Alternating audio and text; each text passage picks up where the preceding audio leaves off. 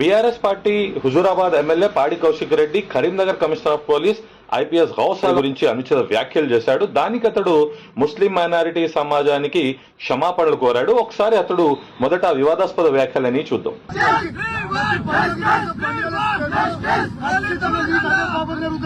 అదే పాపం జరుగుతుంది. సాయంత్రం 10 కూడా చేసుకోవచ్చు. కుడుకోడు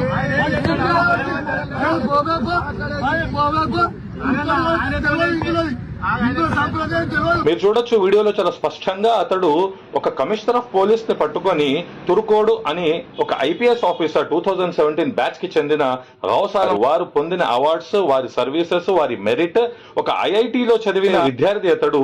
ఆయన గారు ఎంతో శ్రమతో ఈ స్థాయికి చేరితే ఒక ఎమ్మెల్యేగా గెలిచిన అభ్యర్థి. ఈయన గారి గురించి మనం మాట్లాడుకోవాల్సింది ప్రత్యేకంగా ఏమీ లేదు. కాంగ్రెస్ పార్టీ ఉత్తమ్ కుమార్ రెడ్డి గారి ఏదో బంధుత్వంతో ఉంటూ దాని తర్వాత అతడు బీఆర్ఎస్ లో చేరిపోయి ఈటెల రాజేందర్ గారు బీజేపీలో చేరిన తర్వాత ఇతడు ఏదైతే సెక్యులర్ గా ఉంటాడని చెప్పి ఇతడిని గెలిపిస్తే ఇతడు గారు కూడా కమ్యూనల్ రంగులు అనేది బహిర్గతం చేస్తున్నాడు.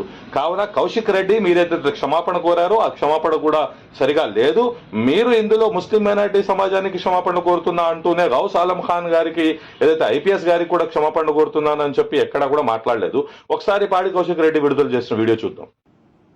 తెలంగాణ ప్రజలకి, హుజరాబాద్ నియోజకవర్గ ప్రజలకి మరియు మైనార్టీ సోదరులకి అందరికీ పేరు పేరున నా నమస్కారాలు తెలియ. ఆమె మొక్కులు చెల్లించుకున్న సందర్భంలో రేవంత్ రెడ్డి గారి ఆదేశాలతోని ఈడ ఉన్న మా జిల్లాలో ఉన్న సిపి గారు మరియు హుజరాబాద్ లో ఉన్న ఏసీపీ గారు, జమ్మికుంట రూరల్ సిఐ గారు ఏ విధంగా మమ్మల్ని అవమానపరిచిందో, ఏ విధంగా గద్దెల మీద నుంచి ఈడ్చుకపోయారో మీ అందరూ కూడా చూసి ఆ ఫ్రస్ట్రేషన్ లో నేను సిపి గారిని ఒక మాట అనడం జరిగింది.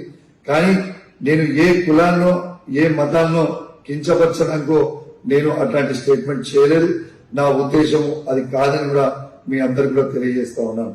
ఇలా ఒక్కసారి ఆలోచన చేయండి. ఆ ఫ్రస్ట్రేషన్ లో, ఆ ప్రెషర్ లో, ఆ టార్చర్ లో నేను ఒక మాట స్లిప్ అయితే కావచ్చు. కానీ నేను వాళ్ళందరికీ కూడా దానివల్ల ఎవరికన్నా వాళ్ళ మనోభావాలు దెబ్బతినుంటే వాళ్ళని నేను పర్సనల్ గా అప్లైజ్ చేస్తూ సెలవు తీసుకుంటా ఉన్నాను. ఒక ఐపీఎస్ ఆఫీసర్ గారి గురించి అతడు మతతత్వ విద్వేషంతో చేసిన వ్యాఖ్యలు, ఇంకొకటి వాడికి ఏం తెలుసు అని చెప్పి హిందూ మత ఆచారాలు వారికి తెలియవు అన్నట్టు పూర్తిగా, అంటే మతంతో కేవలం ఏదైతే అతడు అధికార దుర్వినియోగం చేశారు, లేకపోతే రేవంత్ రెడ్డి గారి ఆదేశాలు సీఎంతో వారు నడుచుకున్నారని కాదు.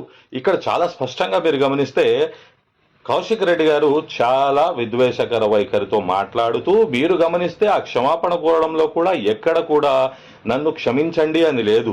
ఒక మాట దొరలొచ్చు అంట, మరి దాని తర్వాత ఏదైతే అపాలజైజ్ చేస్తున్నానంట, అంటే క్షమాపణ అనే పదమే లేదు, ప్రాయశ్చిత్తమే లేదు. ఈయన గారు సిపి గారికి కూడా క్షమాపణలు కోరలేదు గౌసా గారికి. అయితే ఇది కేవలం మీరు ఓటు బ్యాంకును కాపాడుకోవడానికి రేపటి రోజు మళ్ళీ మీకు ఈ వీడియో ఎలక్షన్ క్యాంపెయిన్ లో లేదా బీఆర్ఎస్ పార్టీ అధికారంలో రాకుండా మైనారిటీలను ఎలా కించపరుస్తున్నారు అని చెప్పి మిమ్మల్ని నిలదీస్తారు అని చెప్పి మీరు చేసిన ప్రయత్నమే తప్ప ఎక్కడ కూడా గౌసాలం గారిని, వారి కుటుంబాన్ని, లేదా ముఖ్యంగా మనం ఇక్కడ గమనించాల్సింది ఏమిటంటే పోలీస్ డిపార్ట్మెంట్ గురించి. ఏమండి, ఐపీఎస్ గౌసాలం నేను ఏ విధంగా అయితే చెప్పానో, బాంబే ఐఐటి ర్యాంకర్ ఆయన, ప్రెసిడెంట్ అవార్డ్స్ కూడా గెలిచిన వారు ఆయన ఎంతో మెరిట్ తో వచ్చిన వ్యక్తి. ఒక ఐపీఎస్ ఒక కులం మతం ప్రాతిపదికన రాడు. ఒక పోలీస్ ఆఫీసర్, పోలీస్ డిపార్ట్మెంట్ అనేదే రాజకీయాల కులమతాలకు అతీతంగా పనిచేస్తుంది. అఫ్ కోర్స్ కొన్ని రూలింగ్, ప్రతిపక్షం, మీరు పోలీస్ సిస్టమ్ తోనే, డిపార్ట్మెంట్ తోనే ముడిపడి ఉంటాయి కాబట్టి మీకు వారికి కూడా ఉండొచ్చు. కానీ అందులో కులం మతం ప్రస్తావన తీసుకొచ్చి మాట్లాడడం అనేది మీ అంత చిల్లర పని, మెదడు మోకాళ్లలో ఉన్న పని ఎవరు చేయలేదు. నేను మళ్ళీ చెప్తున్నాను, ఏ హుజూరాబాద్ ప్రజలైతే మిమ్మల్ని గెలిపించారో మీరు సెక్యులర్ గా ఉంటారని, అక్కడ హిందూ, ముస్లిం, క్రైస్తవులు అందరూ దళితులు కలిసి మిమ్మల్ని ఖచ్చితంగా ఇలానే మీరు మత విద్వేషంతో మదమెక్కిన మాటలు చెప్తే ఖచ్చితంగా మీపై ఏ విధంగా అయితే మిమ్మల్ని గెలిపించి కూర్చోబెట్టారో అలానే ఓడించడం కూడా ప్రజలకు తెలుసు అనేది మర్చిపోవద్దు. పాడి కౌశిక్ రెడ్డి గారు, మీరు ముస్లిం మైనారిటీలు అంటే ఏమనుకుంటున్నారు? మీ ఇంటి పనులు అనుకుంటున్నారా, లేకపోతే మీకు గులాములు అనుకుంటున్నారా? ముఖ్యంగా పోలీస్ డిపార్ట్మెంట్ ఆత్మస్థైర్యాన్ని, పోలీస్ డిపార్ట్మెంట్ త్యాగాలను, పోలీస్ డిపార్ట్మెంట్ వ్యవస్థకి మీరు ఒక మచ్చ తెచ్చే విధంగా కుల మతం ప్రాతిపదికన విభజించి వ్యాఖ్యలు చేశారు. అక్కడ సిపి గారు కరీంనగర్ వారు ఉంటే మిగతా ఆఫీసర్లు మన ఇతర మతాలకు చెందిన వారు లేరా? అంటే మీకు ముస్లింలు అంటేనే అలా అనిపించిందా? మీరు ఒక ఎమ్మెల్యేగా అయ్యారు, రాజ్యాంగబద్ధమైన పదవిలో ఉన్నారు. ఒక ఐపీఎస్ ఆఫీసర్ ఒక మతం లేదా ఒక కులం ప్రాతిపదికన రాడు. పూర్తి రాజ్యాంగం చదివి రాజ్యాంగంలో ఏ విధంగా ఏ కులానికి ఏ మతానికి వ్యవస్థను అన్నిటిని పరిపాలన వ్యవస్థ చదివి వస్తాడనే బుద్ధి జ్ఞానం మీకు లేదా? ఏదైతే పాడి కౌశిక్ రెడ్డి గారు ప్రజల్ని మోసం చేసే ప్రయత్నం ఇంకొకసారి చేస్తున్నారు, ఏదైతే అపాలజైజ్ అంటున్నారు, క్షమాపణ పదమే లేదు, దొరలు ఉండొచ్చు అంటున్నారు, అక్కడ సిపి హోసాలు కూడా క్షమాపణ చెప్పలేదు. కావున ఇది ఒక రాజకీయ గిమ్మిక్కే ఆడుతున్నారు తప్ప ఈ వ్యాఖ్యలు చేసిన దానికి కేటీఆర్ గారు మీరు ఖచ్చితంగా దీనికి పర్యవసనం చెల్లించుకోక తప్పదు. బీఆర్ఎస్ పార్టీ అంటే మీరేదో సెక్యులర్ అని చెప్పుకుంటూ ఇటువంటి మతతత్వ వైఖరి మీ ఎమ్మెల్యేని ప్రదర్శిస్తే బీఆర్ఎస్ పార్టీ ముస్లిం మైనార్టీ నాయకులు కూడా బయటకు వచ్చి దీన్ని ఖండించాల్సిన అవసరం ఉంది. లేకపోతే భవిష్యత్తులో ఇలాంటి వైఖరినే కనబరిస్తే మీరు అధికారంలో రావాలి అని చెప్పి ఏదైతే అనుకుంటున్నారో, ఏ పోరాటం అయితే మీరు చేస్తున్నారో దానికి ప్రజలు ఖచ్చితంగా కర్ర కాల్చి వాత పడతారు. ఎందుకంటే ఒక పార్టీ ఏదైతే సెక్యులర్ ఇమేజ్ మీద వచ్చిందో అటువంటి వ్యాఖ్యలు చేసినప్పుడు కేసీఆర్ గారు మొత్తం మైనారిటీ వింగ్ వచ్చి బయటకు వచ్చి ఖండించాలి ఇటువంటి వైఖరిని. కాకపోతే పార్టీ పూర్తిగా బాధ్యత వహించాల్సి వస్తుంది.